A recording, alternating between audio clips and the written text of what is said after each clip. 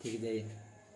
Hello student, कैसे हैं आप? उम्मीद करते हैं आप बहुत अच्छा होंगे। तो चलिए आज हम आ गए हैं फिर नए वीडियो के साथ। आज हम आपको बताएंगे रेखा के बारे में। रेखा ज्यामिति का इम्पोर्टेंट बेसिक होता है, इसको जानकारी हर एक स्टूडेंट को रखना चाहिए। ठीक है, तो हम सबसे पहले रेखा जानेंगे और रेखा जानने से पहले बिंदु पढ़ेंगे। ठीक है, तो देखिए पहले रेखा की परिभाषा।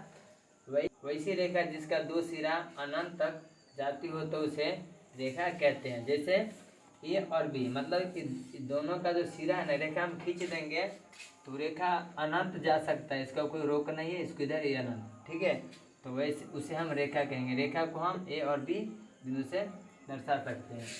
रेखा निम्न प्रकार का होता है, ये देखिए आप।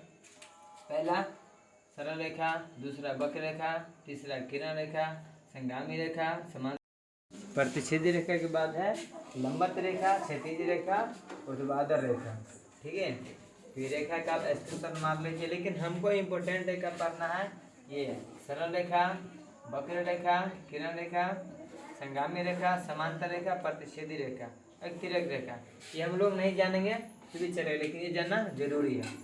ठीक है, तो चलिए इसका परिभाषा देखते हैं, हम स्टार्ट करते हैं स्टूडेंट। तो देखिए सरल रेखा किसे कहते हैं? सीधी रेखा को सरल रेखा कहते हैं, वो सीधे जा सकता है, उसे सरल कहेंगे।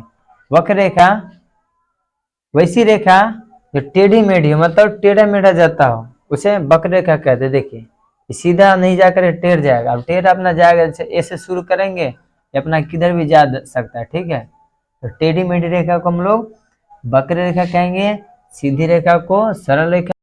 वैसी रेखा जो अपनी दिशा नहीं बदलती हो, मतलब जब वह स्टार्ट करें तो कहीं भी दिशा नहीं बदलता हो, तो उसे हम किरण रेखा कहते हैं। जैसे देखिए बिंदु ए से शुरू हुआ और क्यू तक गया, लेकिन अपना दिशा नहीं बदला, तो उसे किरण रेखा कहेंगे।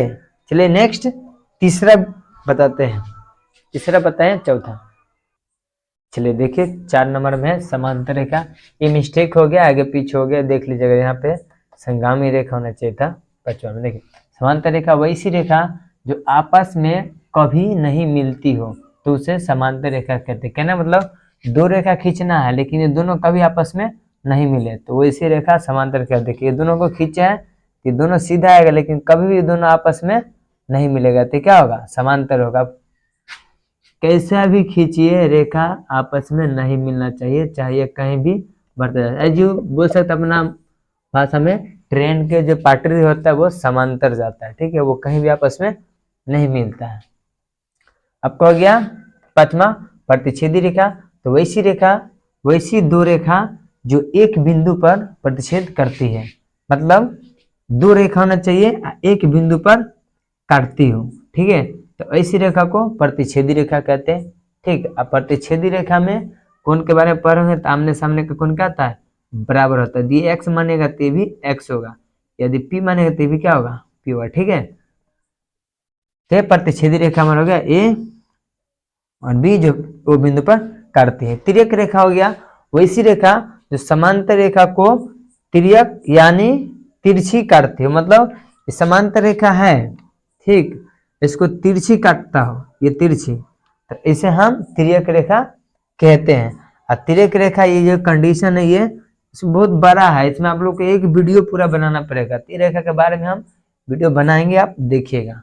ठीक है, तो उम्मीद है आपको ये परिभाषा आता होगा, सीख गए होंगे। यदि कोई दिक्कत हो तो कमेंट करके बता सकते हैं।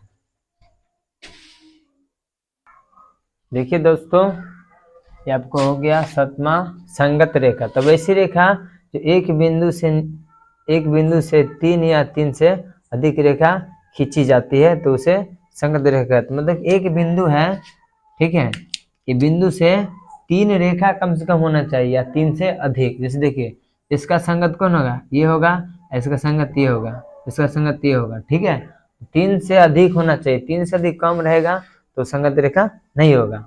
ठीक, संगत रेखा हम लोग जान गए।